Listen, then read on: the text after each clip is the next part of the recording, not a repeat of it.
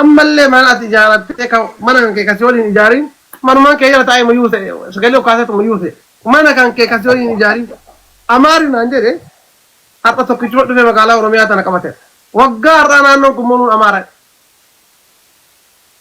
يا مي تولوا أما اللي كم أمارة بينسا أباتو راجع بيان كبي إسانتين أني راتين ما سكالا نونجي بيه كيساتين تي garuu gondar keessatti oromoon takka dhaqee dubbatte liip jedhamte malee ciqee hin teesse oromiyaa keessa dhaabatee akka waan biibii isaa ta'e gobbalaa hinaan jee kaasan qoma dhaate iyyee maraata amal bineensaa qabatanii hayyee fudhadheessa kaasaree kaa oromoon haa himin jee oromoon naan jedhe saree wani jedhee jee amma sareen gaalli guddaan tokko fees jira jedhe sareen tokko taa'ee nyaate eegana nyaatee quufee jibbee irraa ciqee ta'a jedhe sareen biraan dhufa nyaatu jedhe kammaan quufee taa'u kun dhufee irra nyaate Itinis ama orang itu kasuki kabulai gafat suki ikut akan bada dawan bar akan mangkes awak dah kami Amerika yang lebih beli gafat Amerika wallahi jireng ulfata dah mal gitu ya cuma jireng enggak gitu orang akan mana sari kabin aja wanya mangkudi sendiri wala ada kesat galau fi kufiat ratae yo kasarem berat banyak tu dia irgatnya teh cusun amal ko orang alle heddu argaju ini arga wali kunnum beka ne kufe man ko tar feranya isu rakko oromo nu kam nu amala sare san kamna duguma rabbi amala sare kam amma bekan kena nu biratti qata da ayyun kena nu biratti qata da kesatu na amma guba makana ne wa abi kano kamne ando abate udu inu ala to ko mu jefati o gadi de shanti ke samun opsine kana marane sama ke Ethiopia ke enu marati nani de man oro Ethiopia ke haga sama sablam mi wallahi isa kana waya wallahi ma jennani gurba ya ro yun kay yero yun ani salle miti ani salle ti ammo hoggana kallalu ani salle miti garu mille mbalale fadulle inde garulle garu hoggana kallalu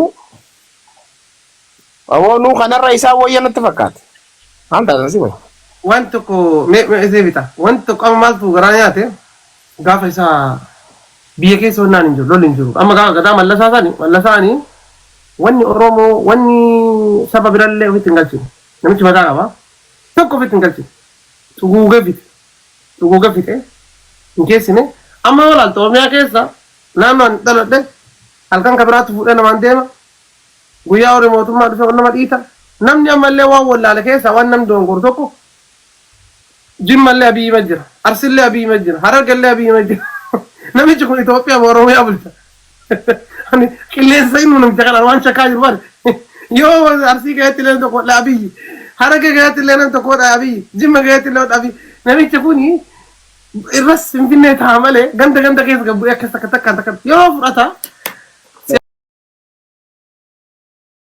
ياسني بنوت يا سكبو نجا أشوف سيرة كوبي hot yo bakatana yenne di ho mana goda Muhammad Siraj wa beita akarama isindro la fabule ayya hasar no sambar banu ana mo am fele yanda itu kenjiro alhamdulillah lubu dan luman jira kuno anggu alhamdulillah umri tiya kana umri agana gana namni fude ilman hore warra fi ilman fi mati fi resi jirata no hakka khiya ma family ala tahedu jira ane hakka sirra tokko amma alhamdulillah usain taw jira bana ci war badeti da be yindo ko gorata ko be ta man ta ko gorata ko da gor ni kabu madarka mantana ani tin talan le miti umal le miti garu akana tokko ti akana magarte absawa tokkotti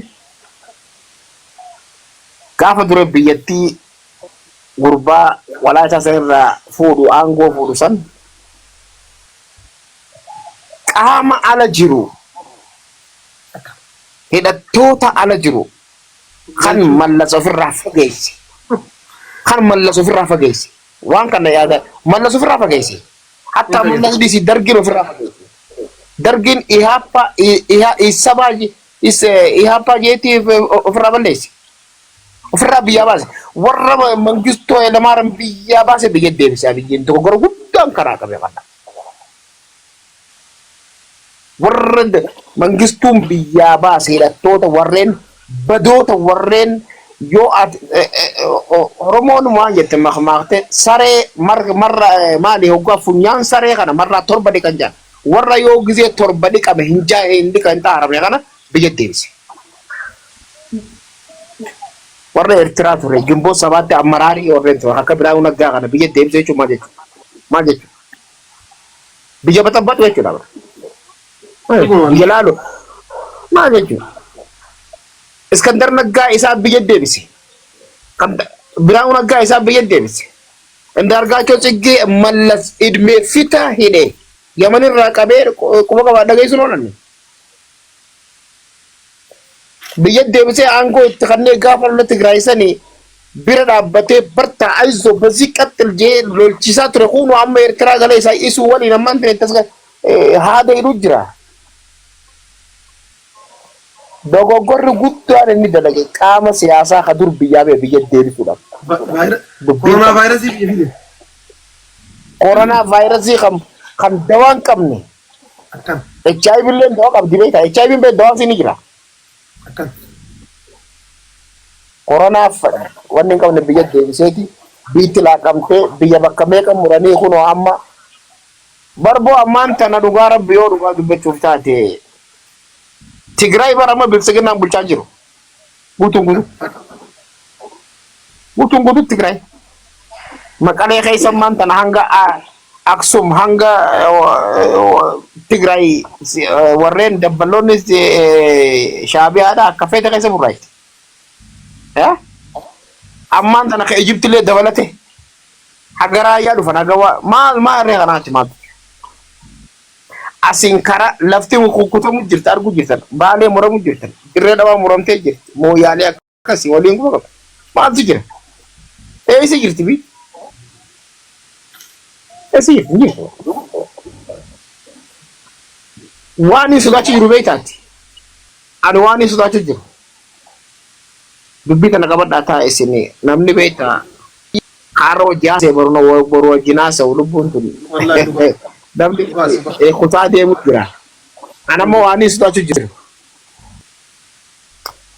Waan mootummaan Itoophiyaa biyya bulchu quba hin qabne.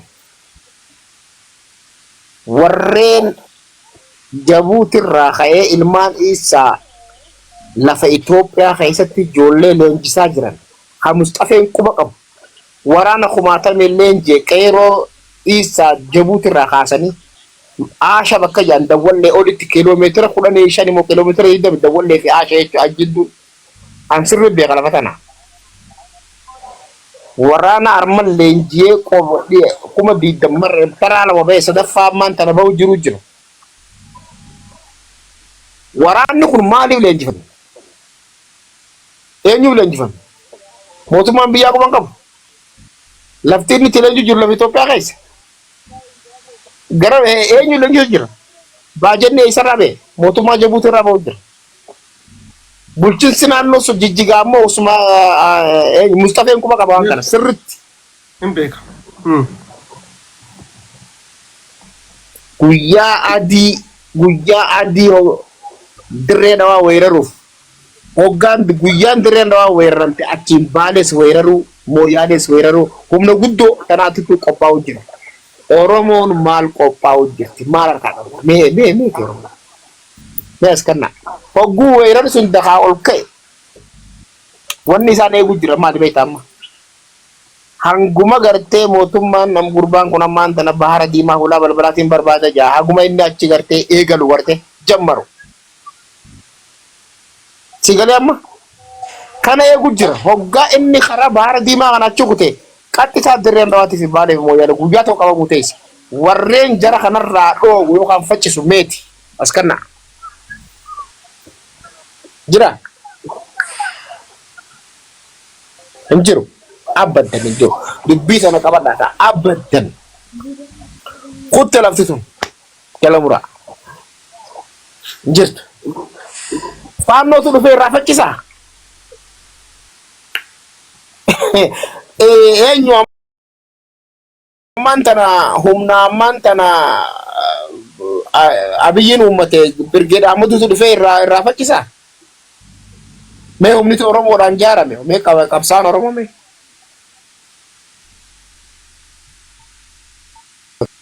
Jarana injirru wani raja tanafi ani be yo ana mabo injirru watakalla injirru duwa jira duwa wato ko to garana nyate konni gafina to kesa waye motuma garati wal qabateti isi ani bakki professor Biranu Naggaa galu kone marara guddina fa taa'u ndani wallahi ndan maali rakko maali taa'u ndani hechu no michukuri dawo man guddo tan ya mem Biranu len nam umri tin madera nam guddo da marara len nam gudda da so humdan le ta tarkal le ta humdan de humdan do so makama Tabole siyasa keessa eega tokko fudhate gara namaa fudhachuu dadhabe namtichi kun umrii yeroo dheeraa biyya keessa ture karaa nagaatiin qabsaa tureeni namoota keessattuu paartii koongireesii federaalistii maa fudhachuu dadhaban. Ammanummaan haa wal gaafannu. Hayyee. Namni beektaa ogummaa addaa qaba. Akkan. Anamma waa'ee lolaa yoo na gaafatte malee waan biraan beeku. Yoo dhugaa dhabduutaan. Ana kana fuutee ammaan tana yoo fuutee ministeera barumsaa nageessite maalitti beekan? Hujitiya. Maal isin jechuun dandeebeetanii? Maraana ministeera barnoota ta'uu ni danda'a. Yeroo barsiisaa ture yuunivarsiitii barsiisaa Finfinnee. Nama ogummaa kanaan dandeettii qabu. Duuba nama gaafa duraa jabaa amata meeqa Eertiraa keessa lolchisaa ture nama waa'ee lolaa malee uumaan beene fidanii ministeera barumsaa godhanii tun beekumsa arabaa isaadha. Tun biyya bulchuudha. Kun biyya bulchuu miti. Garuu wanni walameen bulle guyyaan tokko guyyaa maqaa gurbaa kanaatiin Oromoon tumantu dhufuuf deema. Guyyaa maqaa biyyiitiin amma biyyi bakka nubbuu guyyaan tokko jiraami. Garuu maqaa Oromootiin mucaan kun bakka san taa'aa jira. Akka sabni Tigraay garafametti guyyaan Oromoon garafamu dhufuuf deemaa jira. Guyyaan tokko. Guyyaa adii dhufuuf jira amma dhufuuf jira fagoon seenaa. Fagoon seenaa. Amma dhufa amma boru ganama. Yoo rabbiin lubbuun nu jiraachisanii agarra yookaan galaas wanti goonuu hin qabnu. Rabbiin musiibaa adda addaa biyya buusaa jira. Ibiddi jahannam biyya keessaa bahaa jira. Kun maali dallansuu rabbiiti. Wallaahi dhugaadha. Rabbi khayrii haa godhu. Muhammad Siraaj hedduu galatoomii as dhufteetii sagantaa kanaa kan waliin gaggeessuu keessa isinillee immoo waan keessa dabartan namni waan keessa dabare yuunivarsiitiidha. Yuunivarsiitii caalu seenan ani tiyaafuu kuno ammaan tana kuno umrii tanaan laal ammaan tanaan bultii jaaree ammaan tana nama ilmoo hin qabne kan ammaan tana bultii jaaree ammaan tana taa'u jiru amata meeqa baraa keessatti dulloomee dabarsee waan silaa hiriya yeroo silaa namni hojjatee gartee ilmaan fi guddifatoon birlee tareetiin jira. Yo ammaan tana bultii jaaree amma kuno amma ji'a tokko eegaan taa'u jiru. Anamma Muhammad Siraaj magaraan inni gammachuudhaan ni yaadachiiftan malee dubbachuun leen feene obboleeyyan kiyya galatooma ulfa. Obboleeyyan akkasiitti. Maali beektanii namni akka keessanii kuni xiqqoo faayidaa qaba. Haasawuu keessatti seenaa keessatti uummanni Khaxaab gaaf tokko waan jedhe Kabbaab bin Araattiin waa islaamummaa namni haasawuu danda'u si anaa mitiin jee jechuun isa dura islaamummaa seene Kabbaab bin Araattiin isa dura hedduu seenaa hedduu halaaka hedduu dhiibbaa hedduu keessummeessaa ture.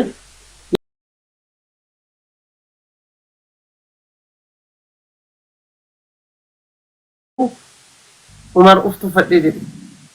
Sababa namni Oromoo nama Oromoo waraana keessa ture, nama qabsoo keessa ture, nama qabsaa'oo durii argirraa hubachuun baay'ee gaariidha. Lafuma wal kaanii uffata akka Oromoo uffannee shaamizii uffannee as baanee haasa'uu irra namoota keessanii kanarraa dhageeffatuun baay'ee barbaachisaadha. Ammoo waan duraan dabarsitan kana baay'ee namatti himaa. Silaa dhaga'uu malee namni keenya waa fudhatee waan jijjiirama ittiin ta'u osoo jijjiirama ta'e wanni Oromoon biyya san keessatti ta'in hin jiru. Itoophiyaa ijaaruuf lafee Itoophiyaa ijaaruuf Oromoon dhiigni Oromoo bakka hin gahin hin jiru. Xiqqaan dhiigee, guddaan dhiigee, dubartiin dhiigee, daa'imni dhiigee. Garuu Oromoo Itoophiyaa irraa maal argate?